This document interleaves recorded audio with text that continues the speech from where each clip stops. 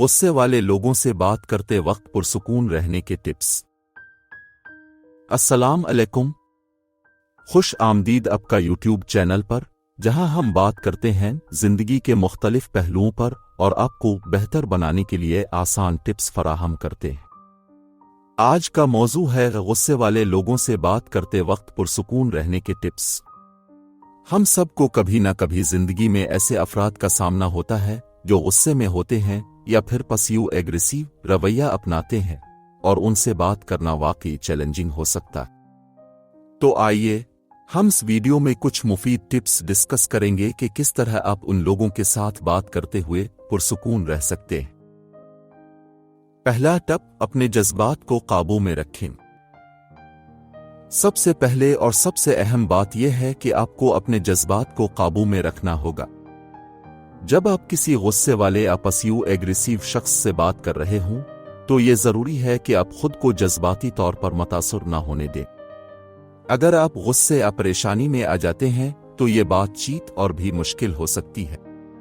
اس کے لیے آپ گہری سانس لے کر، خود کو یاد دلا کر، اور اگر ضرورت ہو تو تھوڑی دیر کے لیے خاموش رہ کر اپنے جذبات کو کنٹرول کر سکتے ہیں۔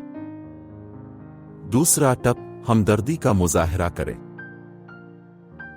جب آپ کسی غصے والے شخص سے بات کر رہے ہوں تو ہمدردی کا مظاہرہ کرنا بہت ضروری ہے۔ ان کے رویے کے پیچھے چھپے ہوئے وجوہات کو سمجھنے کی کوشش کریں۔ اگر وہ غصے میں ہیں تو شاید وہ خود کسی پریشانی یا اضطراب کا شکار ہوں گے۔ پسیو ایگریسیو افراد بھی اپنی بات کھل کر نہیں کہہ پاتے، اس لیے وہ چھپ کر اپنے جذبات کا اظہار کرتے ہیں۔ ان کی باتوں کو سنیں اور سمجھیں، یہ آپ کی بات چیت کو زیادہ تعمیری بنا سکتا ہے۔ تیسرا ٹپ، واضح اور مختصر رہیں۔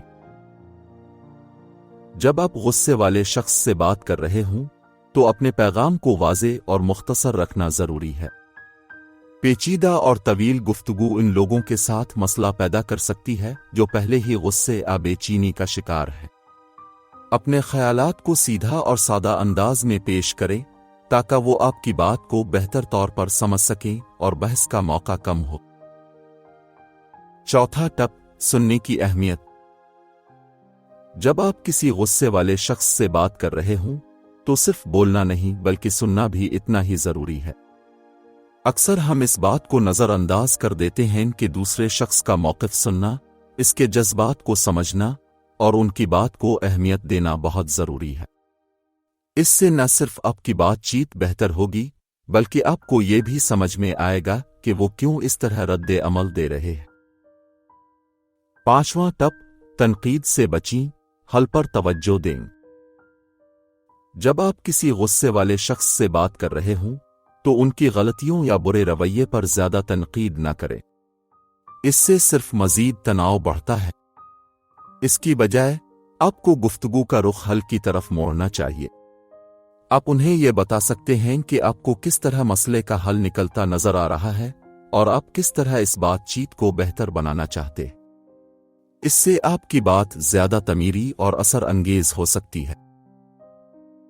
چھٹا ٹپ، حدود کا تعین کریں۔ آخر میں ضروری ہے کہ آپ اپنی حدود کا تعین کریں۔ اگر آپ کا سامنے والا شخص آپ کے ساتھ بدتمیزی کر رہا ہے یا جارحانہ رویہ اپناتا ہے تو آپ کو یہ واضح طور پر بتانا ہوگا کہ آپ کو اس رویے کو برداشت نہیں کیا جائے گا۔ اس کے باوجود آپ کو اس بات کا خیال رکھنا ہوگا کہ آپ اسے احترام کے ساتھ کریں اور تصادم سے بچیں۔